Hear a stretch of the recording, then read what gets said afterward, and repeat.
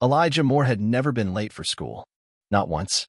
His mother used to joke that he was born with a clock in his chest, ticking toward purpose.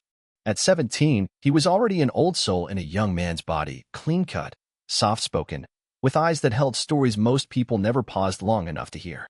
That morning, like every other, he walked the familiar 4 blocks from his family's apartment to Birmingham West High, his trumpet case in one hand, earbuds in, Miles Davis in his ears, and a single thought in his mind: he needed something to eat.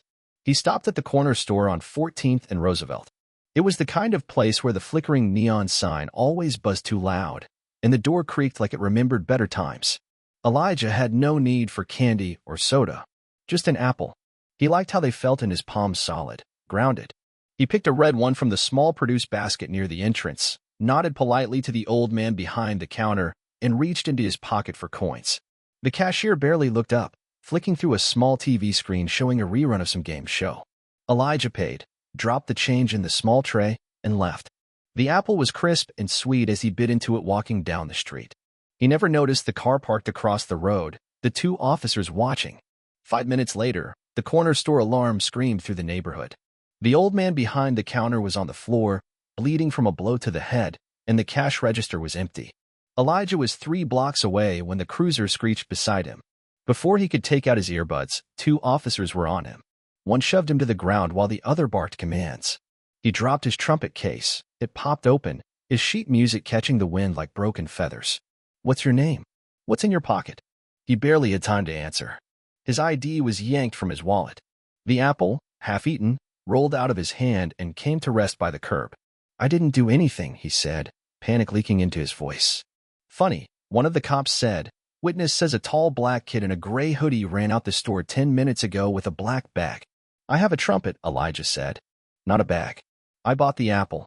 The handcuffs bit into his wrists. A neighbor shouted from a second-story window, "That ain't the kid. I seen him come out way before." "Mind your business," the cop snapped. At the station, they questioned him for hours. His mother arrived in tears, but they wouldn't let her in. Elijah told the truth over and over. The camera footage had cut out technical issues, they said. The store owner couldn't confirm if it was Elijah or someone else. His description was vague.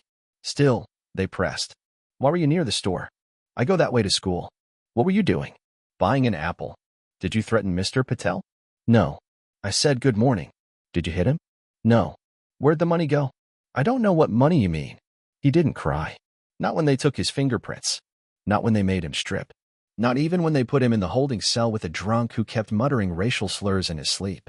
His mother watched from a distance, separated by glass, her face red, her hands trembling. She kept saying, "He's a good boy.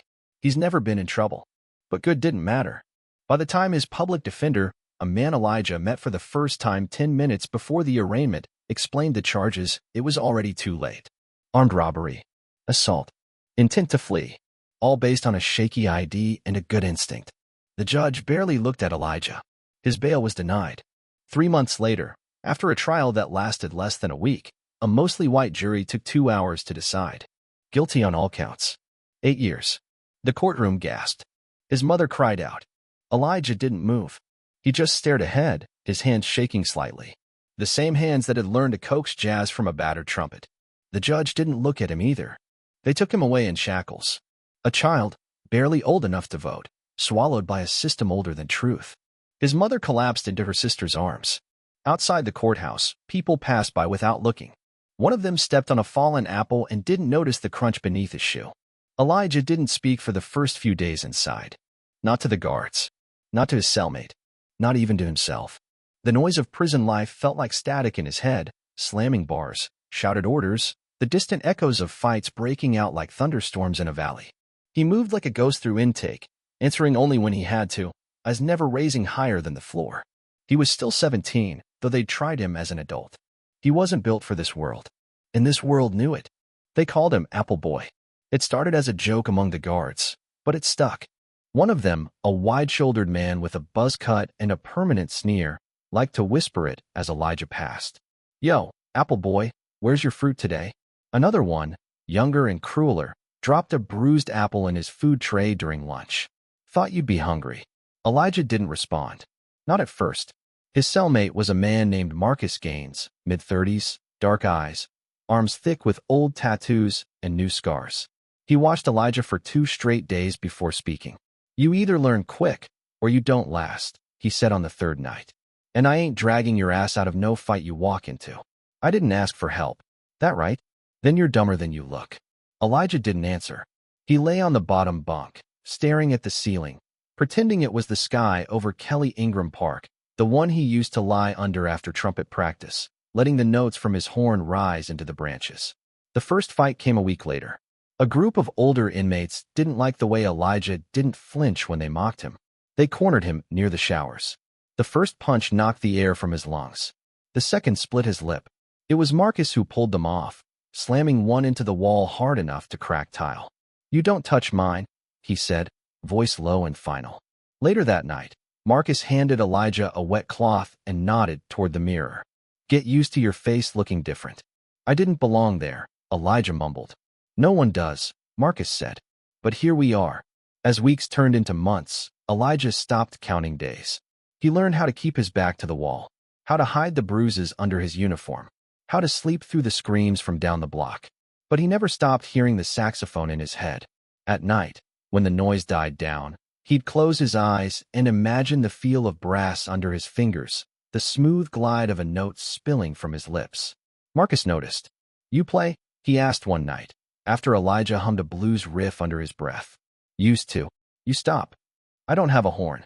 Marcus reached under his bunk, pulled out a notebook. It was worn and frayed, the cover stained with something long dried. Inside were pages of handwritten music, scales, progressions, original pieces.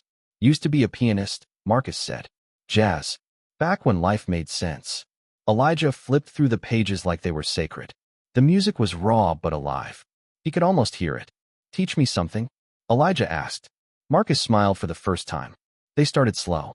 Rhythm patterns tapped out on the metal frame of the bed. Scales hummed between the buzz of the overhead lights. Elijah's voice found shape again, not just in sound, but in belief. It was Marcus who taught him that survival wasn't just about staying alive. It was about remembering who you were before they tried to erase you. One afternoon, in the dusty prison library, Elijah found a legal book about wrongful convictions. He checked it out. Read it cover to cover. Then read it again. Something in him snapped awake. "They said the cameras glitched," he told Marcus later. "But that store had 3, all from different angles. What are the odds they all failed at the same time?" "0, Marcus said. "Unless someone wanted them to. I need to see the footage." "You think they kept it?" "I think someone knows the truth." And so began the letters. Dozens of them. To civil rights groups, law clinics, the Innocence Project, journalists. Elijah wrote them every week, even when no one answered. He kept a stack of rejection slips under his mattress. It grew faster than hope. Still, he kept writing. One day he got a response. A simple card. No return address. Inside, "Keep going. You're not invisible." That was the day he started playing again, sort of. He made a mouthpiece from paper and plastic. Practiced fingerings in the air. When he closed his eyes, he was back on stage at the high school talent show, playing My Funny Valentine, while the girl in the front row, Amira, smiled with her whole heart. He hadn't thought of her in months. He remembered how she cried at the trial, said it wasn't fair, said she'd wait. But letters from her stopped coming after the 3rd month. He didn't blame her. The world moved on, even when you couldn't. Then came the news. A new inmate transferred in. Big, loud, full of stories. One night, he bragged about a job he pulled off in Birmingham. Said he hit a store with no cameras and got away clean after paying off a cop cousin who made the case go quiet. Elijah's blood ran cold. He listened, took notes, memorized names, and then he wrote again. This time, he addressed the letter to Marcus's cousin, a paralegal in Atlanta who sometimes sent Marcus crossword puzzles. He included everything. Names, dates, details the prosecution had missed. 2 weeks later, no response. Then Elijah got sick. Fever, cough. They said it was the flu. He passed out in the cafeteria and woke up in the infirmary. White sheets, dim light, a nurse humming gospel. She saw the paper in his hand, took it when she thought he was asleep. The next day, she came back with a folded note. "I read your story. I believe you. I sent it somewhere." Elijah didn't ask where. He just nodded. For the first time in a long time, he smiled. He was still in a cage. Still had years left on his sentence. But something had changed. Hope didn't need a key. By the time the article hit the internet, Elijah had nearly forgotten what it felt like to believe in change. The nurse never told him where she sent his letter, only that it was the right place. Weeks passed with no word. Then months. His hope, as thin as breath in winter, curled inside his chest and faded back into silence. He returned to his routine. Wake up, eat, stay quiet, avoid fights, write when he could, pretend he was whole. Then, on a Tuesday that felt no different than any other, the guards called his name. Not for trouble, not for transfer, but for the warden's office. He walked slow, as if sensing the shape of something shifting beneath his feet. Inside, two men waited. One wore a sharp gray suit with scuffed shoes. The other was holding a recorder. "You Elijah Moore?" the man in the suit asked. Elijah nodded. "My name's Brendan Farrell. I'm with the Sentinel. This here's my colleague, Chris." Elijah frowned. "I didn't do anything." "We know," Brendan said. "We're here because someone finally listened." They told him about the article, how a nurse had mailed his story to a retired journalist who forwarded it to them. They told him it had gone viral within 48 hours. Hashtags with his name. Protest videos. Online petitions. They told him that people were asking questions the state didn't want to answer. Elijah blinked. "Why now?" "Because the truth doesn't die," Brendan said. "Sometimes it just waits for someone to drag it back up." They asked for his permission to go deeper. Interview witnesses. Contact old lawyers. Dig through transcripts. Elijah gave it, barely breathing. For the first time in years, someone saw him not as a number but as a name. After they left, the guards treated him differently. Some with fear, others with malice. A few whispered behind his back about being one of those poster boys now. Marcus warned him not to let it get to his head. "This place breaks you two ways," Marcus said. "Once with bars, then again with doubt. Don't let them win either time." The weeks that followed were brutal. Brendan and Chris uncovered what Elijah had long suspected. The security footage hadn't glitched. It had been manually deleted by an officer with connections to the real perpetrator. Witness testimonies had been coerced. His public defender had only reviewed the case for half an hour before trial. They tracked down Amira too. She agreed to speak on record. "I told them," she said in a recorded interview. "He was with me that morning, right before school. He texted me he was stopping for an apple. He never would have hurt anyone." More articles followed. Then came a documentary team, a podcast episode. Even celebrities picked up the story, sharing it with their millions of followers. The prison started receiving letters addressed to Elijah. Dozens. Then hundreds. Strangers. Supporters. Survivors. Some just said, "We believe you." One envelope stood out. No name. No address. Inside, a single line. "Don't stop playing." Elijah wept quietly that night in his bunk, Marcus pretending not to notice from the top bunk. He clutched the paper like a note from God. Then came the court order. A retrial. Elijah was escorted back to Birmingham in a van with blacked-out windows and a silent driver. The courthouse looked the same, but the people inside were different. This time, the room was full. Press. Protesters. Students holding signs. Lawyers in polished shoes and sharp eyes. His new attorney, a young black woman named Camille, stood beside him like a fortress. She dismantled the prosecution piece by piece. She called out the detective who deleted footage. She presented the alibi, the phone records, the witness recantations. When she finished, the courtroom buzzed like it had been waiting to exhale for years. The judge asked Elijah if he had anything to say. He stood slowly. "I was 17, he said. "I just wanted an apple." His voice didn't shake. "I lost 8 years. My music. My name. My freedom. But I'm still here." Then silence. And then the verdict. Not guilty. The gavel fell like thunder. His mother screamed his name from the front row. Amira burst into tears. Camille smiled through hers. Outside, cameras flashed. Reporters shouted questions. Elijah didn't answer. He just looked up, letting the sky fill his lungs like a song returning home. They drove past the store on 14th and Roosevelt. It was boarded up now. The windows gone, the sign rusted, the doors sealed shut like a tomb. Elijah asked the driver to stop. He stepped out alone, walked up to the steps, reached into his coat pocket, and placed a single red apple on the concrete. He didn't cry. He just stood there, wind in his hair, as the world moved around him. The sun rose like it had waited 8 years to shine in that exact spot. The day Elijah walked out of prison, the air smelled like something he hadn't felt in years, possibility. It clung to his skin, unfamiliar and fragile. Reporters crowded the sidewalk. Cameras chased his steps. Microphones pointed like weapons. His name was trending on social media before he even reached the parking lot. But Elijah didn't say a word. Not yet. Camille shielded him from the worst of it, weaving through the crowd like she'd done it before. His mother was waiting by the car, arms wide, face soaked with tears. When she hugged him, she didn't say anything either. Just held him like she was trying to pull the lost years back through his skin. He slept the entire ride home. The apartment was smaller than he remembered.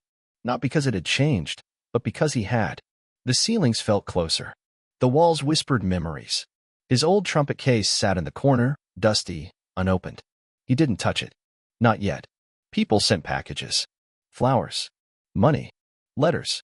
Even instruments. A custom-made trumpet arrived from a jazz legend Elijah had idolized as a child. But Elijah didn't smile. Not the way people expected. He'd won his freedom, but something inside him was still locked away. One night, he stood in the kitchen staring at a bowl of apples. He picked one up, ran his thumb over the skin. He couldn't bring himself to bite it. Instead, he opened the window and tossed it into the alley below. "I don't want to be Apple Boy anymore," he said. His mother didn't ask what he meant. She just nodded and went back to her crossword puzzle. Camille arranged interviews. Everyone wanted to hear from him. Talk shows, podcasts, advocacy panels. He agreed to one, just one. A quiet, sit-down segment on a community channel. No audience. No makeup. Just a folding chair and a camera. "What do you want people to know?" the host asked. Elijah looked at her, then past her, then into the lens. "That I never stopped being me, even when everyone else did." The segment went viral anyway. Offers flooded in. Book deals. Film rights.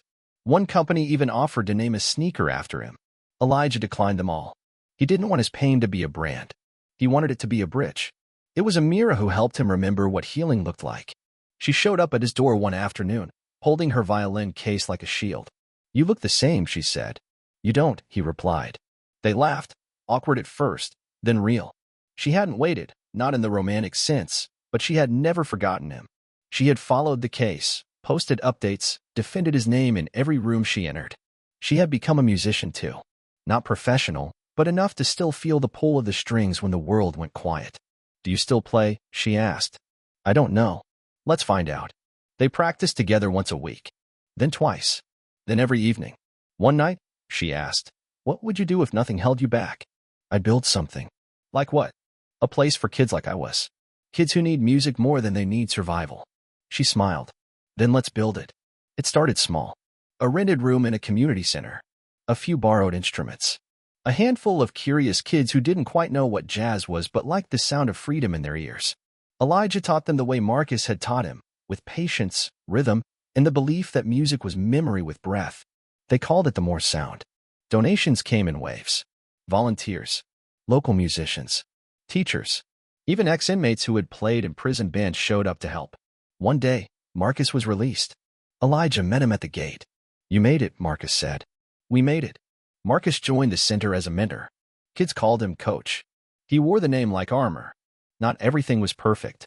Some nights, Elijah still woke up gasping, the clang of cell doors echoing in his head. He still avoided small spaces. Still didn't like the smell of disinfectant. But with every lesson, every note played by a child who might have gone down the same road he had, a piece of him came back. And when he finally picked up his old trumpet again, he didn't cry. He played. On the one-year anniversary of his release, the More Sound held its first concert. Parents packed the folding chairs. Kids wore mismatched suits and dresses. Elijah stepped on stage with Amira beside him. They opened with "My Funny Valentine." By the final note, half the room was in tears. When the crowd cleared, Elijah stepped outside alone.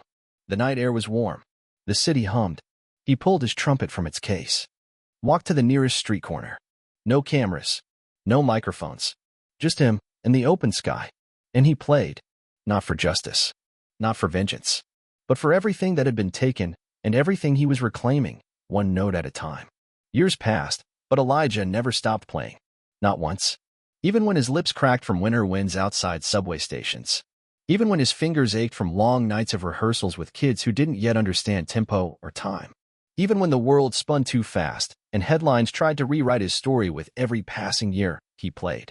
The More Sound became more than a music program. It became a movement. What started as a single room expanded into a full community arts center. Classrooms, practice spaces, recording booths built from old storage closets, a cafeteria where every child ate for free. Some called it a miracle. Elijah called it a necessity. You don't need a miracle, he often told new students. You need someone to listen. Amira became co-director. They never labeled what they were to each other. There were no announcements, no posts online.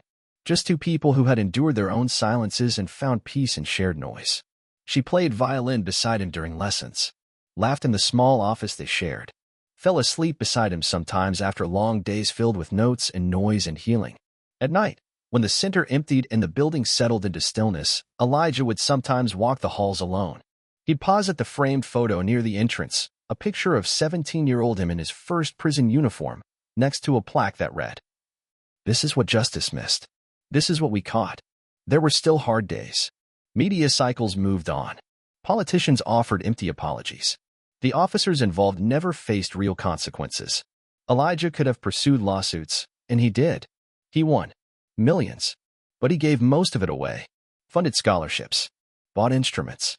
Paid bail for wrongfully jailed youth. His only request? Silence. No names. No headlines. Just freedom. He met mothers who looked like his. Boys who looked like him. Girls who couldn't speak above a whisper. Teens who had seen more trauma than peace. He taught them not just scales or harmony, but presence. You exist, he'd say, tapping their chests. Right here. That's enough. When he received the call to speak before Congress on prison reform, he almost declined. Not because he was afraid, but because he didn't believe politicians would listen. It was Marcus who convinced him. You don't speak for them, Marcus said. You speak so the kids watching know someone like them made it. So Elijah wore the same gray hoodie he'd worn the day of his arrest, stood at a podium beneath fluorescent lights in silence, and told the story again. Not for pity, not for redemption, but for memory. He ended with the same line he had spoken in court. I was 17. I just wanted an apple. The room fell still. A senator wept. He received a standing ovation, but Elijah didn't stay to bask in it. He walked outside, the cold air rushing his lungs. Cameras tried to follow.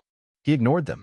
Back at the Moore Sound, the kids greeted him with signs they'd made from construction paper and glitter. One read, "You're our loudest note." He smiled for the first time in days. Later that week, one of his students, a quiet, awkward boy named Jameer, stood after rehearsal. "Mr. Moore," he asked, "can I ask you something?" "Sure. Do you think you'd still be here, like this, if that apple hadn't been red?" Elijah paused. He had thought about that. Too many times. "I think," he said slowly, "that I was going to end up playing music no matter what. But whether I got to play it free, that part was never up to me." Jameer nodded. "I'm glad you're here." "Me too." In the spring, they hosted their biggest concert yet. Hundreds came. Parents, reporters, former inmates, judges. Elijah stood backstage, watching the students prepare. One of them was humming "So What" by Miles Davis, just like Elijah had once done on his way to school. When his name was announced, the crowd rose. But he didn't walk on stage alone. He walked out holding hands with Amira on one side and Jameer on the other. Behind him, the rest of the students followed, carrying their instruments like flags. They played together. Flawless. Fierce. Free. No one noticed the man standing in the back of the room, wiping tears from his eyes. A former officer. Now retired. No badge. Just regret. After the final note, Elijah stepped off stage, past the cheers, past the lights, and out into the street. He walked 2 blocks to the corner of 14th and Roosevelt. The store was gone now. Demolished. Replaced by a mural. His mural. A painting of a young black boy holding a trumpet in one hand and an apple in the other. Above him, bold letters read, "Let them play." Elijah stood there, trumpet at his side, heart open. And he played one last song. Not for the past. Not for justice. But for joy. Pure, unshackled joy.